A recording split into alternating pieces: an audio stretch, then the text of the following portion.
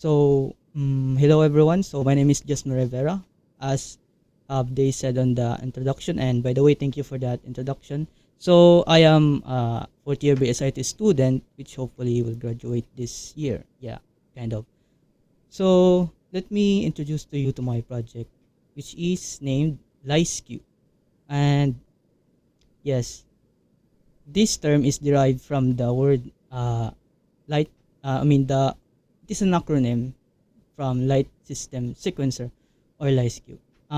Yes, it's called LISQ. And I know there are some many instances that kind of, some variations of how they pronounce the name, but it's this is I bet this is the safest way to to say this. So it's LISQ. Yeah, I know, Senpai. This is how it is. So say it. Say it one more time. LISQ. Okay. So I'm gonna be telling you about what is this project. So it's similar to the video editors or audio like Audacity. So but instead of making sound or editing video clips or pictures, this is meant for putting light sequences or controlling lights. So from the term light system sequencer. So as you can see, this is the timeline. There's from the very first version 1.0, and I basically have version 1.2. So actually, this is the second time I'm presenting this on a Dev 8 since the Dev Tech Talks on the year 2023. And I am fortunate enough to be one of the speakers, and this gives me a lot of opportunity to showcase my project. So here is here is the pictures, and here are some, I don't know if you can hear this, but here are some another.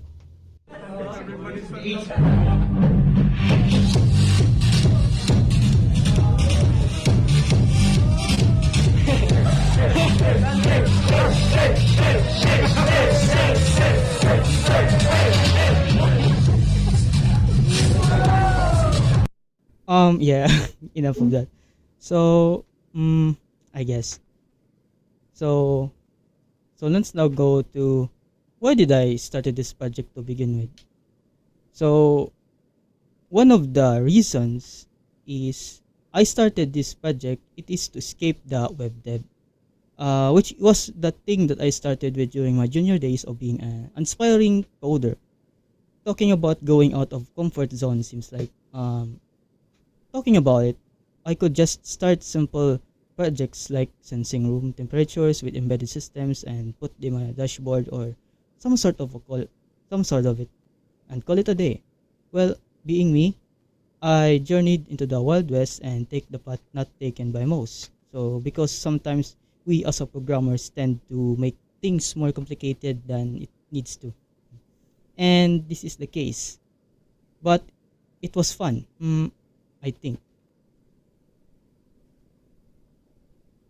So, wait. So the real reason was actually me of thinking to combine my electronics, computer programming, and musical skills. Yes, I'm a musician of some sort. And I ended up this kinds of project. So what motivates me to keep doing it? It's been years since I started this, and that was the hardest part, rather one of the hardest part, because maintaining it and working on it to finish some build is equally hard as starting it. It was all fueled by curiosity, and for the most part, it was really rewarding for me to code something, put things together, and watch them work. Yes, blinding in fact. And in fact, one of the reasons why is my love for watching concerts. And hear me out, I am more fun with the dancing lights and the moving beams of lights. Most of the time, that's what I look for instead of the performers. Kind of crazy if you think about it. I was just always curious, how do they control those lights in time with the performance? Are they flipping switches as fast as possible?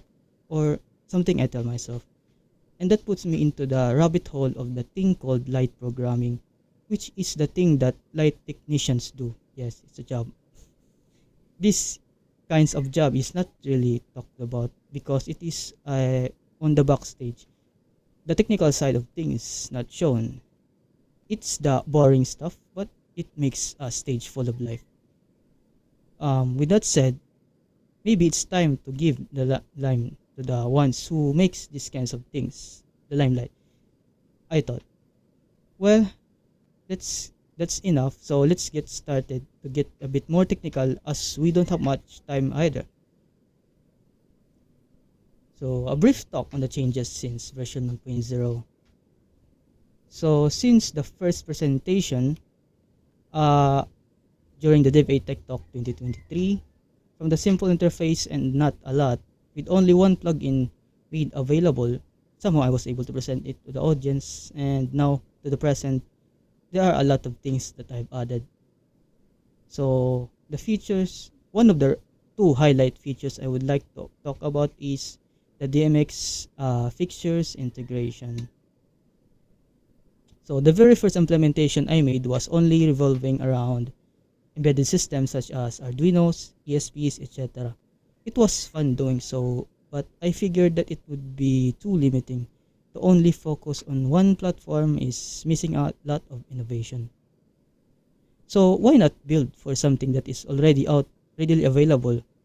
So comes the DMX protocol, which is the communication used to control the stage lighting features available on the market, practically supporting both open source and commercially available tech.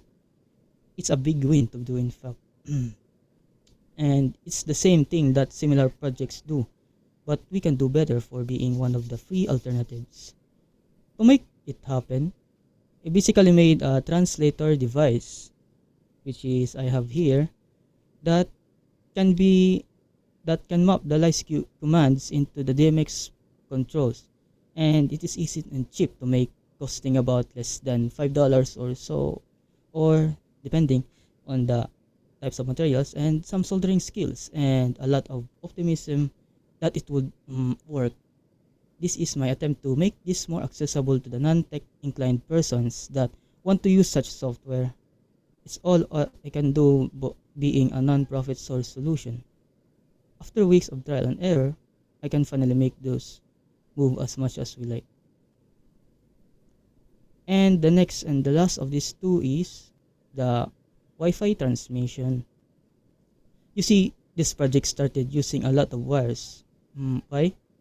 It uses comm serial via USB, so it takes it. We need to have a wire connection between our PC and the fixtures or dongle. It becomes a mess, and it is very limiting to say the least. So I added wireless communication feature, which is uses Wi-Fi. Either you can directly connect to it via the laptop's Wi-Fi or using the router, which is made possible using the UDP TCP transmission, which is as simple and not complicated to run, because we have to run it on an embedded systems using using such protocols is the way to go. Now, there are some cases where people ask, why not use MQTT? Well, the answer is it is much easier to implement on the software, does not need to have a server to communicate. It is not designed to talk to the device. It is designed to talk to the device directly or less latency as much as possible. It needs to complete transmission within 30 milliseconds or less to don't drop a frame, plus the complexity overhead that an MQTT implementation is not practical for the use case. This leads us to how do we connect each device to our PC then. Since we use UDP and TCP, we only need to IP address and port of the device. And to make it simple, it is more reliable it can be. Since during an actual performance or the show, you don't want things to suddenly froze just because one device suddenly crashed on its own. You need to keep the show going. And plus, you can get rid of the most of the wires. Or if you don't like wires, we can use LAN, since otherwise it uses networking protocols to begin with. With all that things said, why did I make this open source? Well, I'll gonna tell a story then about during the times of presenting this to the public. This comes from a random guy who shows up on the booth that we are on, and his message about my project sticks to till this day.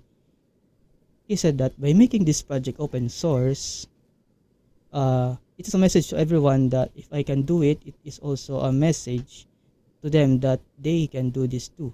As an inspiration that this is an open to anyone and anyone can do it themselves.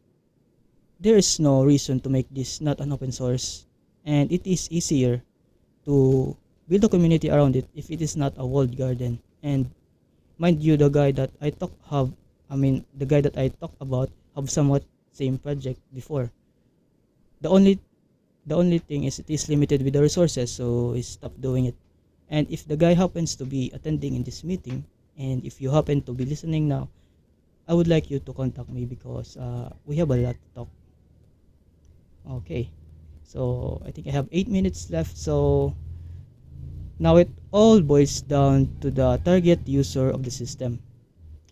So the first target user is the light and sound service groups. Those service providers that uses lights and provide lights and sound services to events and some small or medium sized events, stage events, which depends on either they are willing to do so or not.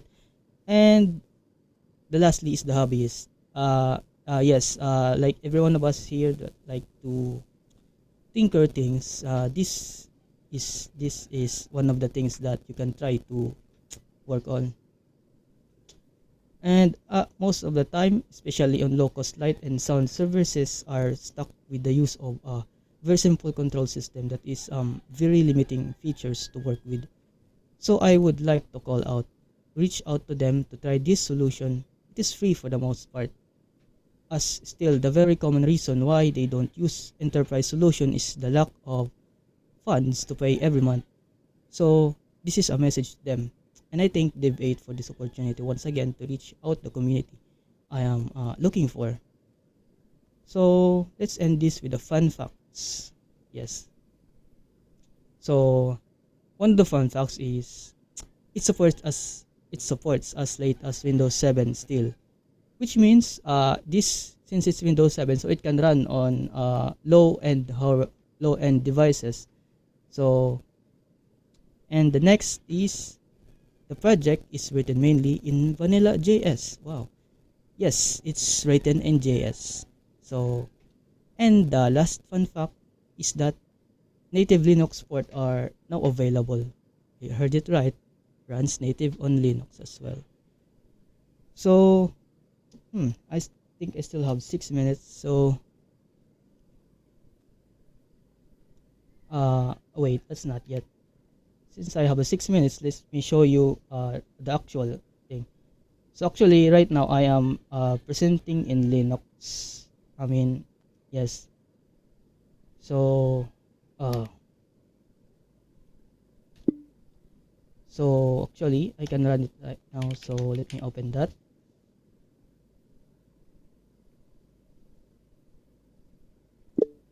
So this is the Linux version. So not only that, I was able to I do this I do the porting from Windows to Linux in just about let's say 1 month, but it's kind of very tiring to do so kasi we have a lot of features from Windows, then I have to port it to be compatible with the Linux, which I made using the Qt IDE, but they call this Qt for some reason.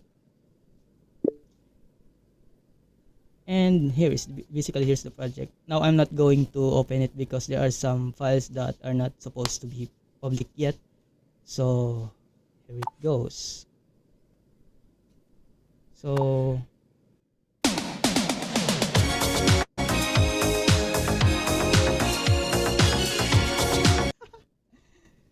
well, so that's it for my talk, and Thank you for All right. Thank you so listening. much. That was That's all for very now, guys. enlightening. Like, productive And talaga eh, ano? thank you for listening and for the time. And more power to Dev 8, the best tech community I have ever been part with yet. So Yes. that's all. Thank you. Thank you so much. Like, very kaan here. I like yung ano, yung pina-highlight mo na video. Actually, waray manak dito. So, parang, may sugad ngayon hinin. So, like kaan. Tapos, Ellen you here. Grabe. That's so nice. Diri ako naka-imagine na yan na lugod kami magkikita. Char. Pero, damn, that's so good. Like, ma-approach na kinin kan kuya. Bantay na la kuya ha ko ay pag Monday. Char. Emila, joke lang.